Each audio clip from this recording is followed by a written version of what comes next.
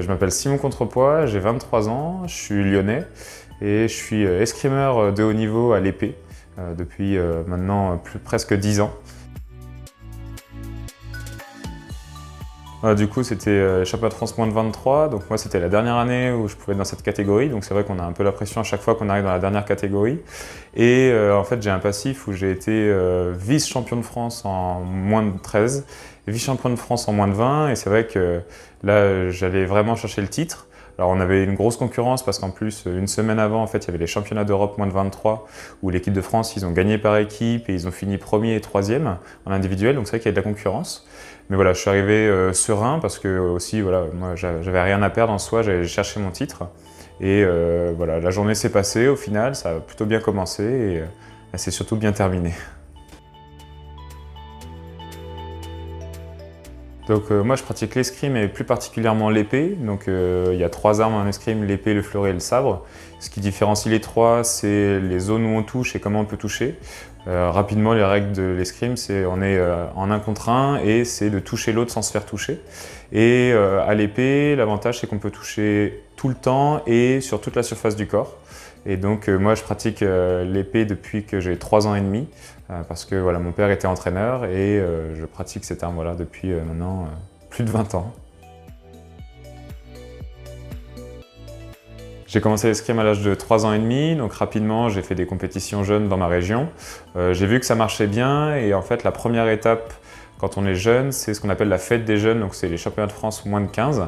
Et je suis arrivé là-bas, donc j'avais fait ma première expérience, la première fois que je l'ai fait, c'est la première grosse compétition qui est impressionnante. Donc j'y étais allé un peu pour voir ce qui se passait. Et donc l'année d'après, j'avais comme idée de performer. Et donc c'est ce qui s'est passé où j'ai terminé vice-champion de France moins de 15. Et donc après ça, rapidement, j'ai été un petit peu détecté pour rentrer en fait dans un pôle régional donc qui s'appelle le CREFED, qui était à Lyon, où je suis resté 2 ans. Donc j'ai pu faire mes 2 dernières années de lycée et en même temps continuer à rentrer dans le haut niveau. Donc là, le parcours, c'est qu'on commence à partir en circuit européen, donc en France et dans l'Europe, donc en Pologne, etc. Et donc là, c'est pour former les premières équipes de France en moins de 17. Donc là, je partais en circuit européen, mais j'arrivais pas à passer la marche en fait pour arriver là. Et après, l'étape suivante, c'était de rentrer en fait au Pôle France, donc en fait qui regroupe les 12 meilleurs jeunes escrimeurs moins de 20. Et donc en fait, à force de partir en circuit européen, de me faire repérer par les entraîneurs, et aussi grâce au travail en fait à l'entraînement chaque jour, ça a fini par payer et je suis rentré donc au Pôle France où je suis allé pendant 3 ans. Et donc là, l'objectif était clair, c'était d'arriver en équipe de France. En équipe de France, donc moins de 20. Et donc j'y suis arrivé dès la première année où je suis rentré au Pôle France et donc j'ai pu être en équipe de France, donc moins de 20 pendant 2 ans, avec laquelle on a obtenu plusieurs titres nationaux et internationaux. Et puis après, la prochaine étape, c'était l'entrée en senior, donc la catégorie voilà, des grands, des adultes si je puis dire. Et donc on a une catégorie intermédiaire qui est la catégorie moins de 23. Et du coup, l'objectif, c'était d'aller chercher justement ce titre de champion de France pour un petit peu mettre des nouvelles étapes, parce que quand on arrive en senior, on est en senior jusqu'à 40 ans, donc ça peut être long, et donc l'idée c'était de me mettre un objectif d'être champion de France moins de 23, et ce que j'ai fait cette année. Alors l'escrime c'est une discipline très particulière parce qu'il faut à la fois être endurant, parce que voilà, un match ça dure soit 3 minutes ou 3 fois 3 minutes et on en fait en général une dizaine pendant une compétition, sachant qu'une compétition c'est sur un week-end complet. Donc soit on a les phases de qualification le samedi et la phase finale dimanche, ou alors ça nous arrive aussi de faire des compétitions individuelles le samedi et par équipe le dimanche. Donc en fait il faut savoir gérer son physique sur toute la durée du week-end. En même temps il faut être explosif parce que voilà, on est comme un petit peu à la boxe sur un round de 3 minutes. Nous, on est sur des manches de 3 minutes et donc il faut savoir se donner à fond pendant ces manches-là. Après, on a une phase de repos dans les matchs de tableau à élimination directe, donc qui sont des matchs en 15 touches, 3 fois 3 minutes. On a 1 minute de pause entre chaque temps, donc il faut pouvoir aussi savoir récupérer et donc c'est là où aussi le travail mental joue. Et puis après, il faut être très très concentré sur une cible qui est en mouvement. Donc avec la fatigue, ça se travaille beaucoup à l'entraînement où on va se mettre en fait dans une zone rouge pour travailler cette concentration et pour que quand on arrive sur des situations qu'on connaît, qu'on ait les bons réflexes. Donc ça se joue beaucoup aux réflexes après, quand on travaille beaucoup à l'entraînement. L'idée c'est que tout ce qu'on travaille à l'entraînement, ça devienne des réflexes. Et donc évidemment, on a tout le travail de préparation mentale parce que voilà, on est du sport de haut niveau et c'est des petits détails comme ça qui jouent. En plus du physique, ça ajoute une nouvelle notion si on veut passer en tout cas les étapes du haut niveau. Alors j'utilise la cohérence cardiaque, donc du coup j'ai commencé quand je suis arrivé justement au pôle régional à Lyon. Et donc c'est là où j'ai commencé en fait le début de la préparation mentale. Et donc je l'ai utilisé à partir de ce moment-là. Et c'est vrai qu'on l'utilise que ce soit à l'entraînement ou en compétition surtout. Quand on va se préparer pour une compétition, on l'utilise beaucoup. Et après justement, comme on a ces temps de repos en fait d'1 minute entre chaque manche, l'important c'est d'utiliser cette minute-là pour pouvoir vraiment être efficace sur les 3 minutes suivantes. Et donc on utilise à ces moments-là des techniques comme la cohérence cardiaque. Cette cohérence cardiaque à ce moment-là, elle permet vraiment de se recentrer vraiment sur... Ça nous permet en fait de poser nos idées par rapport à ce qu'on a fait pendant la manche et ce qu'on doit faire pendant les prochaines manches. Et aussi de permettre de redescendre un petit peu le rythme parce que souvent on arrive comme en boxe à un rythme cardiaque très élevé à la fin de la manche et pouvoir repartir sur une nouvelle manche avec les idées au clair.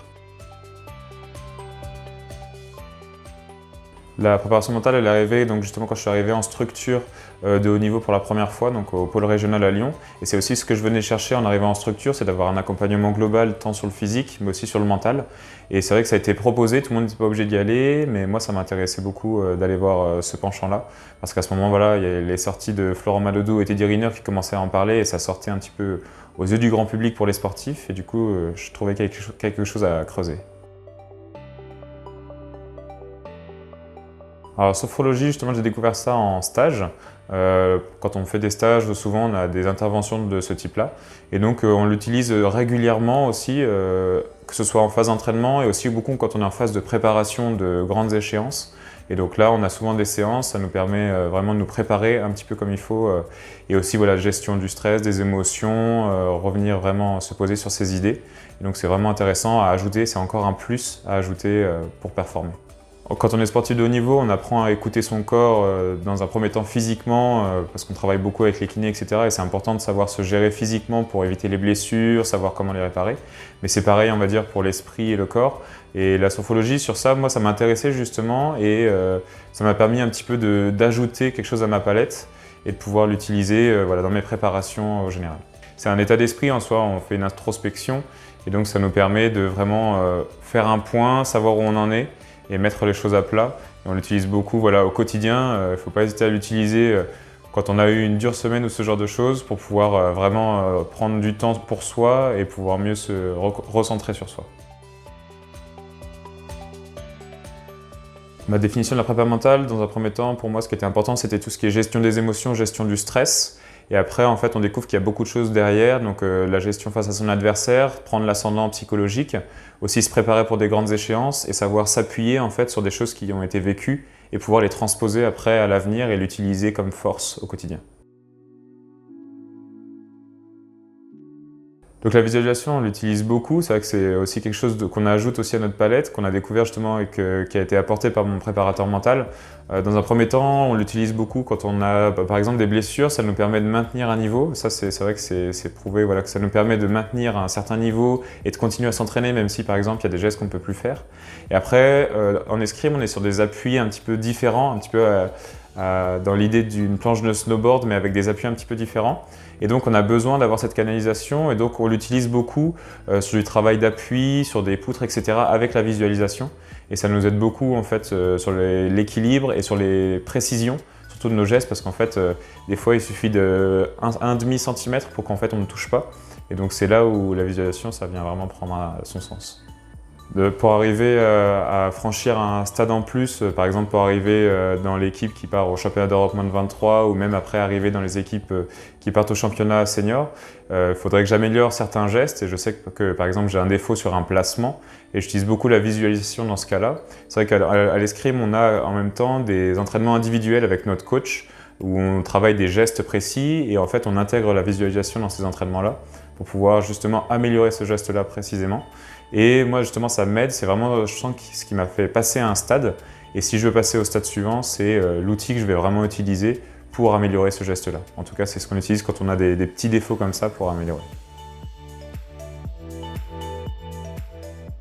C'est vrai que les bénéfices, que ce soit de la sophrologie, de la visualisation ou de la cohérence cardiaque, à court terme, ce que j'avais vraiment besoin, c'était, surtout quand on est jeune, c'est la gestion du stress, gestion des émotions. Et ça, c'était vraiment ce dont j'avais besoin et ça m'a vraiment aidé sur ça à m'améliorer, à me préparer avant des matchs importants, des échéances importantes, à m'utiliser dans la gestion du stress. Et après, ça a été m'améliorer sur un point de vue technique, dans mes gestes. Et je l'ai ressenti tout de suite à l'entraînement, mais c'est surtout que c'est à long terme en fait, c'est là où on le ressent. C'est à force de le travailler parce que c'est comme un entraînement physique, c'est pas en faisant une fois une pompe que ça va marcher. Il faut s'entraîner régulièrement et ça vient au fur et à mesure et on sent que ça s'améliore et on utilise de moins en moins d'efforts pour que ça marche et c'est ça qu'on ressent vraiment à long terme. Je m'en sers aussi beaucoup en dehors du sport, notamment dans mon quotidien professionnel. Quand je sais que j'ai des rendez-vous importants, des présentations, ce genre de choses. La gestion du stress, ça m'a beaucoup aidé quand je sais que j'ai un rendez-vous important. Je visualise, je réfléchis bien à ce que je vais dire, je le prépare et ça m'aide beaucoup à gérer mes émotions. On utilise des petites techniques rapidement, 2-3 minutes avant l'entretien pour se préparer. Et puis après, même au quotidien, quand on a que ce soit pour des diplômes, pour ce genre de choses, on l'utilise beaucoup, que ce soit gestion du stress, visualisation, et on se prépare en fait pour les échéances à venir. Donc l'image motrice, on l'utilise, c'est vrai que pour améliorer un geste, c'est très intéressant. Parce que des fois on est sur des détails, vraiment des détails, des légers placements. On l'utilise beaucoup, indirectement ça fait travailler notre cerveau sur ces gestes-là. Et après ça nous aide à les reproduire après directement nous sur la piste. Et c'est quelque chose qui apporte un vrai plus. En fait nous c'est un escrime, c'est tout ce qu'on recherche parce que en fait, ça va tellement vite, parce qu'on se déplace, ça prend un peu de temps. Mais le temps de la touche, ça va tellement vite que l'objectif c'est que tout devienne des réflexes. Et c'est pour ça qu'en fait on fait des gammes, on répète 100 fois les mêmes gestes, c'est pour que derrière ça devienne un réflexe, quoi. Je pense que c'est accessible à tout le monde, il suffit de trouver les bonnes ressources. Moi j'ai commencé avec beaucoup de livres sur la préparation mentale, etc. Après il suffit de trouver la personne avec qui on s'entend, parce que c'est aussi une question de feeling. Et je pense que ça peut être accessible à tout le monde et il ne faut pas hésiter à aller dans cette direction. Je pense que ça reste un peu indispensable, on peut toujours faire des choses soi-même, mais je pense qu'il faut être accompagné par quelqu'un déjà pour apprendre les techniques aussi et avoir un retour, surtout c'est important dans la préparation mentale, c'est d'avoir quelqu'un qui nous fait un retour sur ce qu'on a fait, ce qu'on n'a pas fait et d'extérioriser un petit peu que les pensées soient dites par la personne d'en face. Et donc ça c'est vraiment important d'avoir quelqu'un avec qui travailler. Quand je suis arrivé au Pôle France Jeune, justement, j'avais un peu ce syndrome de l'imposteur, ce qu'on appelle. Et du coup, on a souvent tendance après à dire on n'est pas assez bon, ça va pas, ça marche pas. Et dans ce cadre-là, c'est vraiment intéressant. Ça nous aide en fait à voir un petit peu la vie du bon côté et en général, surtout nos objectifs, ce qui s'est passé et de trouver du positif là où on voyait au départ que du négatif. Et en fait, indirectement, quand on va donner un conseil plutôt que de dire ne lâche pas, on va dire tiens bon, un exemple tout simple. Forcément, ça change la chose et au niveau du mental, ça va vraiment jouer. Mes prochains objectifs, donc à court terme, c'est de rentrer dans le groupe de préparation pour les athlètes qui vont partir à Paris 2024. C'est la grosse échéance pour tout le monde, donc c'est de rentrer dans ce groupe-là pour le préparer. Partir en Coupe du Monde justement pour s'améliorer et puis après, à terme, rentrer dans les équipes de France seniors. Ouais, une petite anecdote sur quand j'ai commencé le début de la préparation mentale, on va dire que mon coach me mettait beaucoup de pression, en tout cas je ressentais beaucoup de pression de mon coach et donc je venais de commencer la préparation mentale et mon préparateur mental m'a demandé de me trouver une place dans la pièce qui correspondait aux émotions que je ressentais dans cette situation-là. Donc je m'étais mis assis en boule au pied du frigo. Et en fait, mon préparateur mental s'appuyait un peu sur moi en me disant des choses que mon coach pouvait me dire quand il me donnait la pression, etc. Et il m'a demandé d'un coup d'essayer de me relever et je me suis rendu compte qu'en fait, j'étais à l'époque, j'avais une quinzaine d'années et lui c'était un adulte qui faisait plus d'1,90 m et j'ai réussi à le soulever sans problème et en fait c'est là où on se rend compte de la force des émotions et du mental.